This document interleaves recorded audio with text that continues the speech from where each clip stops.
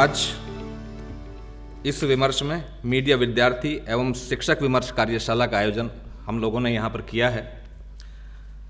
यह कार्यक्रम विशेष रूप से विद्यार्थियों के लिए और शिक्षकों के लिए है। हमारे आज के मुख्य वक्ता प्रोफेसर अरुण कुमार भगत जी हैं और अध्यक्ष माननीय राजीव तुली जी हैं। सानिध्य माननीय कृपाशंकर जी का रहेगा और मैं सभी अतिथियों से आग्रह करता हूं कि वो आएं और माँ भारती और सरस्वती के समक्ष दीप प्रज्वलित कर पुष्पांजलि अर्पित करने का कष्ट करें।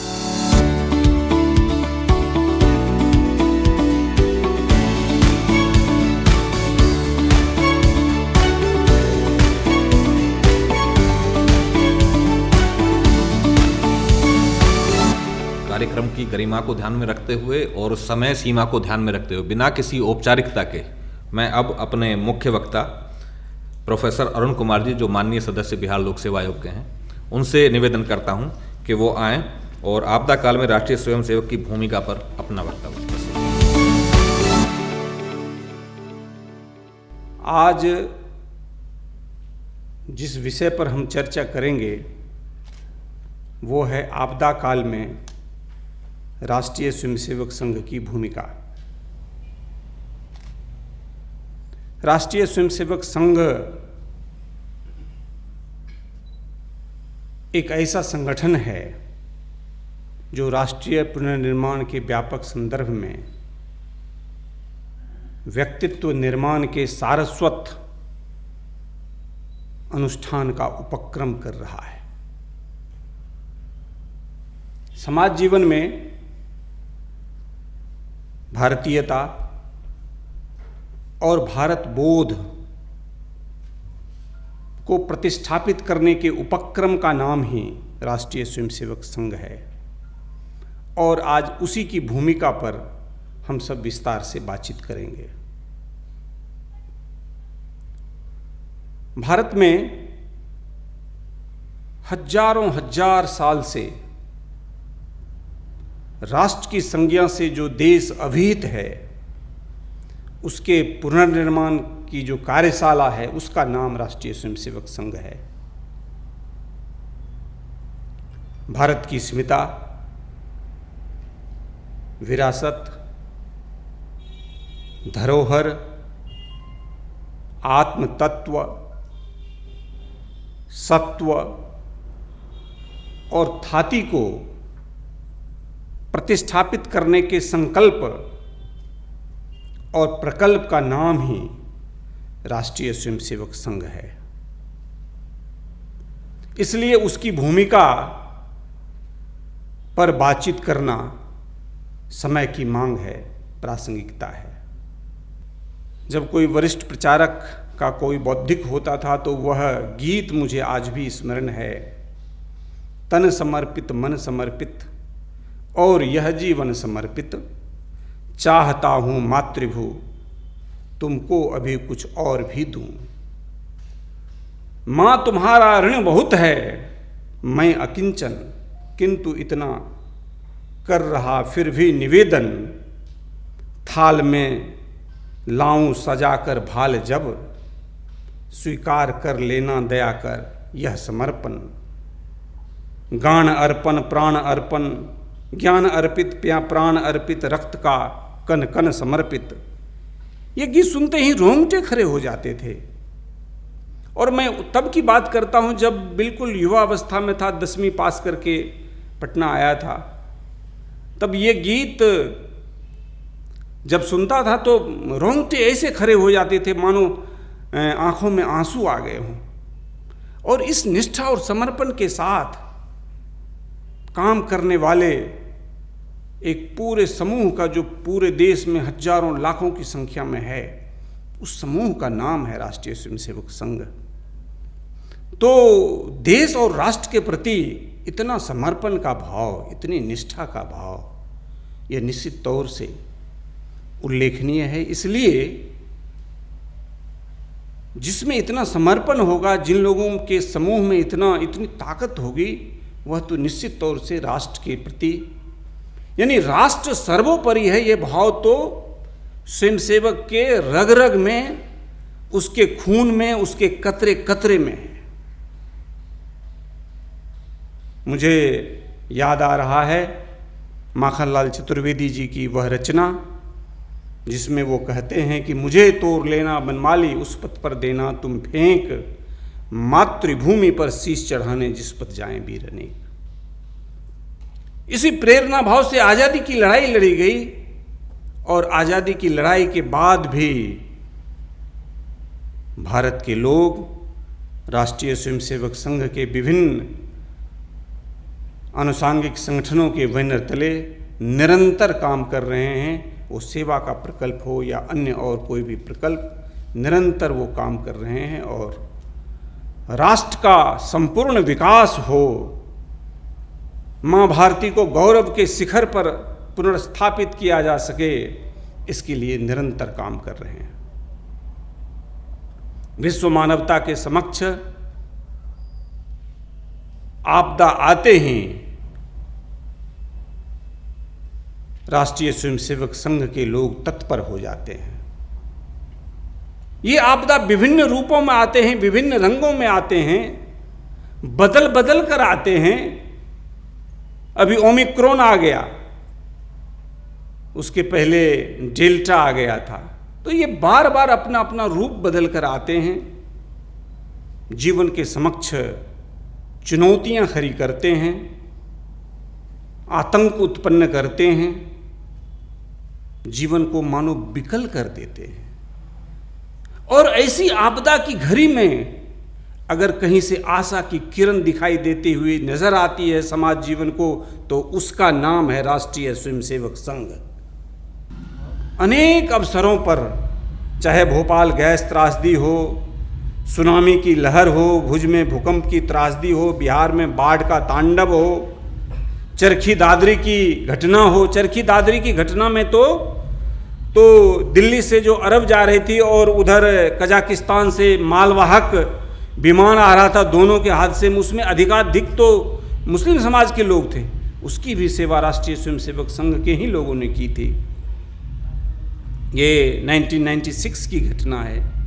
तो कुल मिलाकर राष्ट्रीय स्वयंसेवक संघ के तत्वावधान में अनेक संकल्प और प्रकल्प अनुष्ठित हुए हैं और राष्ट्रीय पुनर्निर्माण के व्यापक संदर्भ में काम करने वाले ऐसे संगठन के द्वारा जो काम किए गए हैं वो सचमुच बहुत ही महत्वपूर्ण है। मैं इन्हीं शब्दों के साथ अपने वक्तव्य को विराम देता हूँ। जय हिंद, जय भारत, नमस्कार। बहुत सारगर्भित शब्दों से हम सभी का मार्गदर्शन करते हुए बताया कि आपदा काल में जो संघ की भूमिका है वो बहुत महत्वपूर्ण है। अब मैं बिना किसी विलंब के अपने अध्यक्षीय उद्बोधन के लिए माननीय राजीव तुली जी से आग्रह करता हूं कि वो आएं और अपना पाथेय प्रदान करें। जो राष्ट्रीय स्वयंसेवक संघ आपदा काल में संघ की भूमिका विषय पर तो एक मूल बात ध्यान में ये भी आ सकती है कि संघ के जो स्वयंसेवक ये सब कर पाते हैं वो क्यों कर पाते हैं। सेना, अर्धसैनिक बल और पुलिस बल, इनकी एक विशेष प्रकार की ट्रेनिंग रहती है। उसके कारण से आप देखते हैं किसी भी आपदा काल में समाज के साथ में समाज की सहायता के लिए सेना, अर्धसैनिक बल और पुलिस, तो उनका ये काम की ट्रेनिंग उनको रहती है। परंतु आप में से जितने लोगों ने संघ की शाखा देखी या संघ समझा होगा तो उनको ध्यान में होगा कि संघ में ऐसी कोई विशेष ट्रेनिंग, अब ये एक विशेष परिस्थिति बनी कोरोना काल की, उसमें एक विशेष प्रकार की एक एक्सपर्टीज चाहिए थी। तो उसके कारण मुझे ऐसा लगता है कि मैंने अपने जीवन में मेरी आज 51 वर्ष की आयु है, तो 45-46 वर्ष का मेरा संघ प्रवेश है। संघ की शाखा संघ से जुड़ा हूँ और अपने परिवार की तीसरी पीढ़ी मेरे तक जो है वो संघ में है। तो ऐसी कोई विशेष ट्रेनिंग होते मैंने कभी नहीं देखी। ये जो कोरोना का एक कार्यकाल आया, कोरोना का जो एक काल आया, उस काल के अतिरिक्त जिसमें ये बताया जाए कि बाढ़ आएगी, आपको सहायता करने जाना है तो आपको ये काम करना है। देश पर किसी पड़ोसी देश का आक्रमण हुआ, जैसे 48 में हुआ, 62 में हुआ, 65 में हुआ, 71 में हुआ, उसके बाद कारगिल हुआ, तो संघ के स्वयंसेवकों को ये करना है। ये कभी ट्रेनिंग नहीं हुई। पड़ोस में कोई एक दुर्घटना घट गई, जहां आप जिस मोहल्ले में आप रहते हैं, किसी बिल्डिंग में आग लग गई, वहां से कुछ लोगों को इवैक्यूएट करना है, बाहर निकालना है, तो वो इवैक्यूएशन का ये एसओपी है। मैनेजमेंट की भाषा में बताते हैं ना, एसओपीज, तो उसका ये एसओपी है।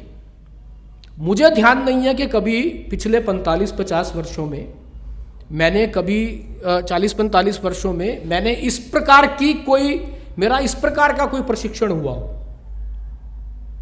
तो फिर ऐसा क्या है जिसके कारण से संघ के स्वयंसेवक ये सब कर पाते हैं? कई बार मुझे लोग कहते हैं कि संघ को यदि बहुत कम शब्दों में समझाना है तो आप कैसे समझा सकते हैं? तो मैं कहता हूँ मुझे खुद ही अभी तक समझ में नहीं आया, तीसरी पीढ़ी होने के बावजूद भी मैं किसी को समझा पाऊंगा ये मेरे लिए संभव नहीं है। तो भी यदि कहना हो तो अति साधारण व्यक्तियों का अति असाधारण संगठन,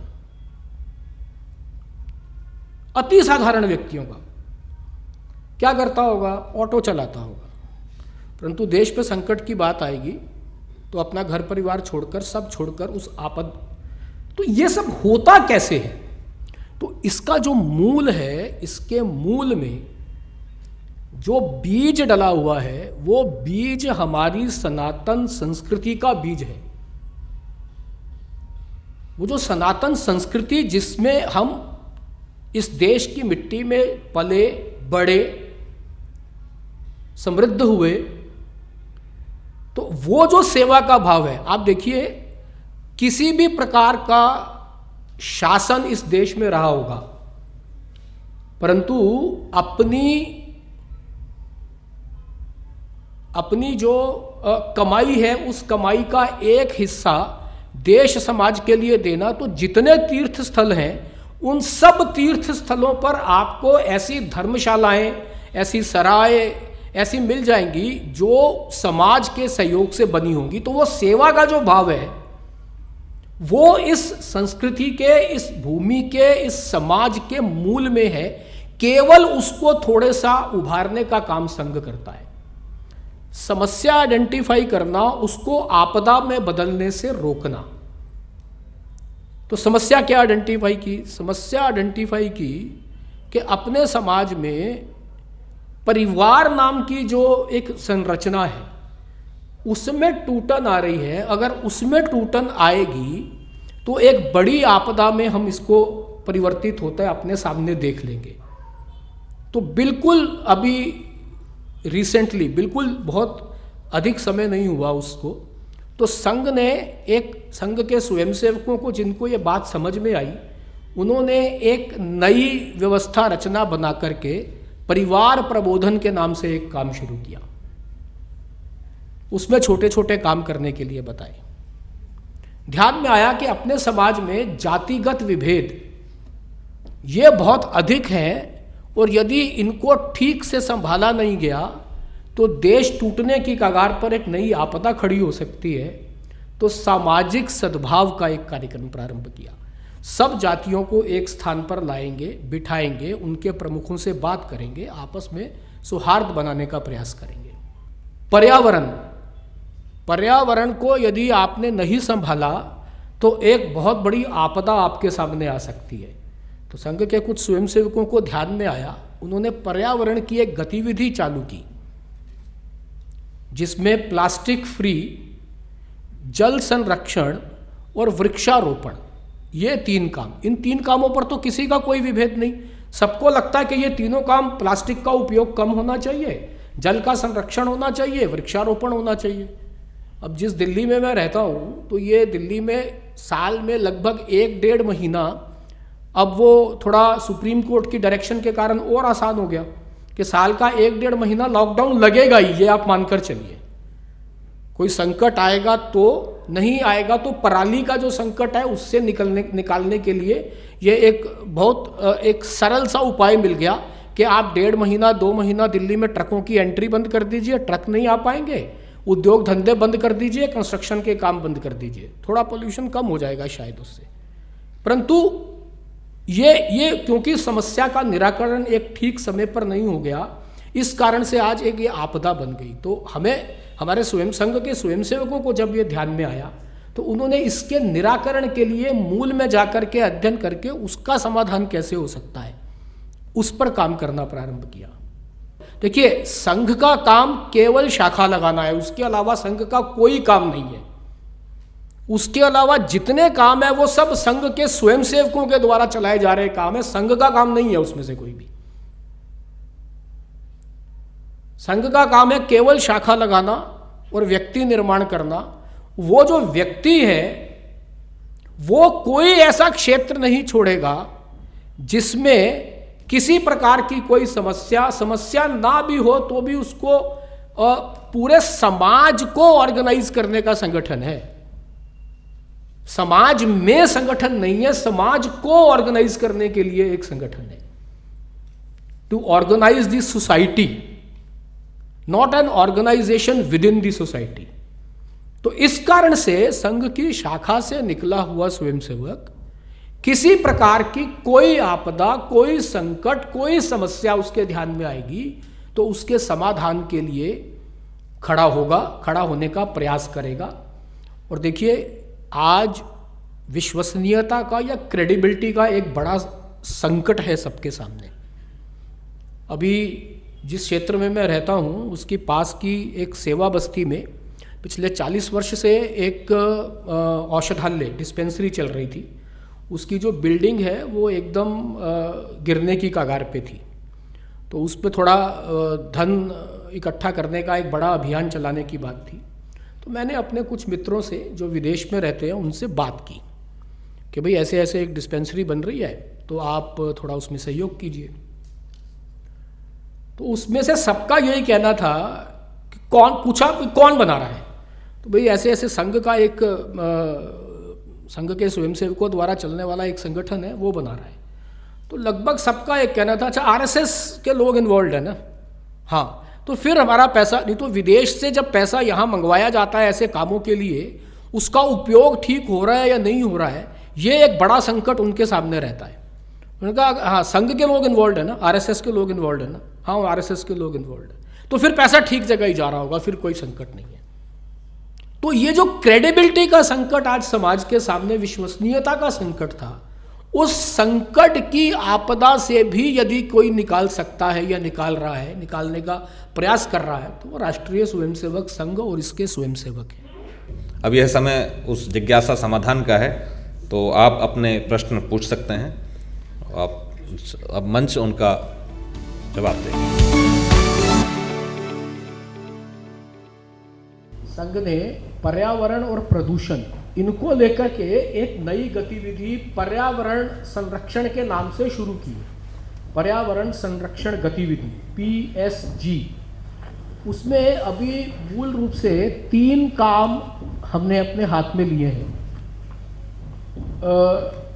उसमें जीरो प्लास्टिक, वृक्षारोपण और जल संरक्षण, और इसके आधार पे घरों को एक 5 स्टार रेटिंग की तरफ बढ़ाना। एक पर्यावरण मित्र करके एक ऐप भी लॉन्च किया है, उस पर क्या क्या करना प्रदूषण कम करने के लिए, या मैं अपने घर में क्या कर सकता हूँ, तो बहुत छोटे छोटे काम करने के लिए बताए हैं। जैसे हम सबके घर में पानी साफ करने के लिए RO लगा हुआ है, तो हम RO का जो वेस्ट वाटर है उसको रीयूज कर सकते हैं क्या। आपके घर में AC चलता है तो AC का उपयोग कम 25 डिग्री पे चलाना, और जो पानी निकलता है वो पानी को इकट्ठा करके उसका कोई यूज करना।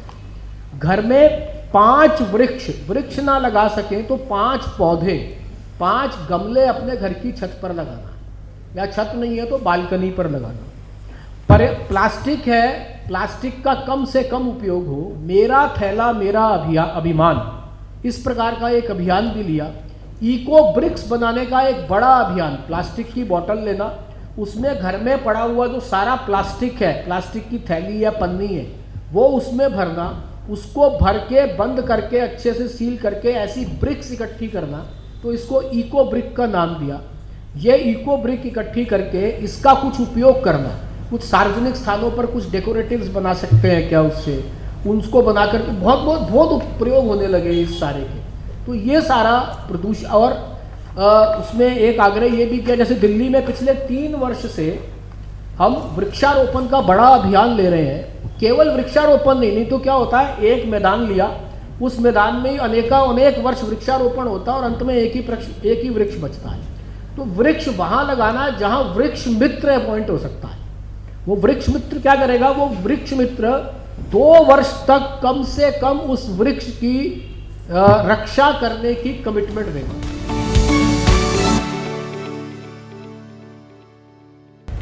अटल बिहारी वाजपेयी जी राष्ट्रीय चेतना के गौरव शिखर थे। अटल बिहारी वाजपेयी जी के जीवन काल में, उनके प्रधानमंत्रित्व काल में इतने बड़े बड़े आयाम अनुष्ठित हुए हैं, उसकी वो उदाहरण के योग्य हैं। जैसे विभिन्न बड़े बड़े शहरों को एक दूसरे से सड़कों के माध्यम से जोड़ने का काम, चतुर्भुज योजना के नाम से उसको जानते हैं। उन्होंने वो परमाणु परीक्षण किया। परमाणु परीक्षण यद्यपि सारी प्रक्रिया पहले हो चुकी थी, लेकिन अंतर्राष्ट्रीय दबाव में वो काम नहीं हो पा रहा था। भारत को अपनी ताकत, अपना स्वाभिमान स्थापित करना था, इसलिए उनके नेतृत्व में इतने बड़े बड़े काम हुए, वो उदाहरण के योग्य हैं।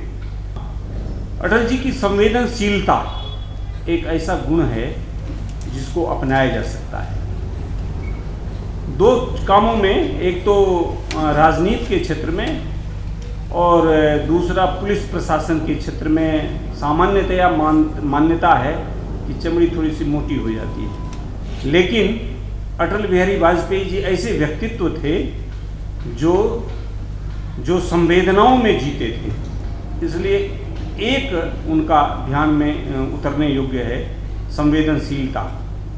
दूसरा जो उनका वो दूरदृष्टि, वो अपनाने योग्य है। तीसरा उनके अंदर जो रचनात्मकता है, वो अपनाने योग्य है। चौथा, वो राष्ट्र और देश के प्रति समर्पण का जो भाव है उनके मन में जो था, वो अपनाने योग्य है। ऐसे 10 क्या 20 गिनाए जा सकते हैं। कहीं ना कहीं वो भी यही मानते हैं कि देश को बचाना है या देश बचा हुआ है तो संघ का उसमें एक बड़ा हाथ है, बड़ा रोल है। जब तक है तब तक देश सुरक्षित है। पब्लिक पॉस्चरिंग के लिए कुछ बातें बोलते हैं, उनमें से जो भी संघ के निकट आता है, संघ को देखता है, समझता है, किसी भी जाति मत पंथ संप्रदाय का व्यक्ति होगा, जब वो संघ को देखता है, समझता है, निकट आता है, तो उसको लगता है नहीं, जैसा पब्लिक परसेप्शन बनाने का प्रयास हो रहा है वैसा संगठन ये नहीं है, वैसे इसके लोग नहीं हैं। और उनकी जो क्रेडिबिलिटी, जिस क्रेडिबिलिटी की मैं बात कर रहा था, विश्वसनीयता की, उनकी क्रेडिबिलिटी या विश्वसनीयता केवल इतनी ही है कि वो सिकुड़ रहे हैं और उनके गाली देने के बावजूद भी संघ लगातार बढ़ रहा है। तो इससे उनकी विश्वसनीयता या क्रेडिबिलिटी समझ में आती है और संघ की भी समझ में आती है। और उनको समझाने के लिए भाषण देना, टीवी पर बैठना, लेख लिखना, ये सब तो जो लोग करते हैं वो करते ही हैं। तो भारत एक ऐसा देश है जिसमें भगवान श्री कृष्ण ने पूरी गीता कह दी अर्जुन को ये समझाने के लिए, युद्धाय कृत निश्चय, तो वो नहीं समझा पाए। तो अंत में जब विराट रूप दिखाया तभी युद्ध करना और किसके साथ बैठ के बात कर रहा हूँ ये समझ में आया। तो जो संघ का विराट रूप देखता है, समझता है, उसको संघ समझ में आता है और उसके इस सब प्रश्नों का समाधान होता है जो प्रश्न आपके भी मन में आ रहे हैं। और हमारे पास पॉजिटिव करने के लिए बहुत कुछ है, तो हम वो करने में लिए उसी में हमारा समय पूरा जाता है। उससे समय काटेंगे तो यहाँ लगाएंगे, तो वो काटने की अभी संघ की इच्छा नहीं है। कि उन पॉजिटिव कामों से संघ समय काट करके इन कामों में लगाए। जो संघ के नज़दीक आएगा उसको अपने आप समझ में आएगा, और बहुत लोग नज़दीक आ रहे हैं और उनकी समझ में आ रही है। मैं यहाँ पर हमारे तिलक जनसंचार संस्थान चौधरी चरण सिंह विश्वविद्यालय के निदेशक प्रोफेसर प्रशांत कुमार जी से मैं आग्रह करता हूँ कि वो हमारे अतिथि प्रोफेसर अरुण कुमार भगत जी को पुस्तकें भेंट कर उनका सम्मान करना है।